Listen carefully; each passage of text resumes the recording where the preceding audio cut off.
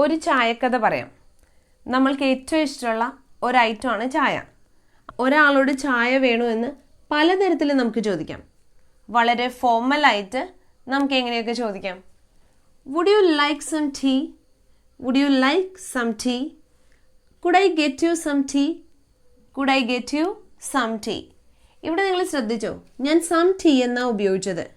ഒരിക്കലും would you like a tea എന്ന് ചോദിക്കരുത്. എ ടീ എന്ന് പറയുന്നത് ഒരു തെറ്റായ പ്രയോഗമാണ്. ഒന്നില്ലെങ്കിൽ would you like some tea എന്ന് ചോദിക്കാം. അതല്ല എങ്കിൽ സാധാരണ നമ്മൾ ടീയുടെ മെഷർമെൻറ്റ് പറയുന്നത് എ കപ്പ് എന്നാണ്. Would you like a cup of tea? ഒരു ഗ്ലാസ് ചായ, അല്ലാതെ എ ടീ എന്ന് മാത്രം പറയരുത്. Can I offer you some tea? Can I offer you some tea? Can I prepare some tea for you? ഇതെല്ലാം നമുക്ക് formal സിറ്റുവേഷനിൽ യൂസ് ചെയ്യാൻ പറ്റുന്ന സെൻറ്റൻസുകളാണ്. നേരത്തെ ഫോർമലായിട്ട് എങ്ങനെ ചോദിക്കാം എന്നാണ് പറഞ്ഞത്.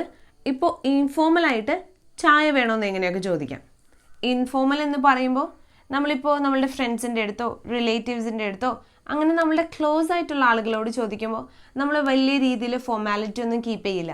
അപ്പോൾ നമുക്ക് ചോദിക്കാം, do you want some tea? Do you want some tea? Do you feel like having tea? Do you feel like having tea? Is the tea? Is the tea? ഇനി ഡൂയോ ഡിഡോ ഒന്നുമില്ലാതെ തന്നെ വോണ്ട് സം ടീ എന്ന് ചോദിക്കാം. Want some tea. ഇനി നിങ്ങൾ വീട്ടിലാണ് ഇരിക്കുന്നതെന്നുണ്ടെങ്കിൽ വെറുതെ ടീ എന്ന് പറഞ്ഞാലും നിങ്ങൾക്ക് ചായ കിട്ടും. എന്നാലും ഞാൻ പറഞ്ഞു എന്ന് മാത്രം. ഇനിയും ഒരുപാട് രീതികളിൽ നമുക്ക് ഉപയോഗിക്കാം. വളരെ കോമൺ ആയിട്ടുള്ള കുറച്ച് സെൻറ്റൻസുകൾ, ക്വസ്റ്റ്യൻസുകളാണ് ഞാനിവിടെ പറഞ്ഞത്.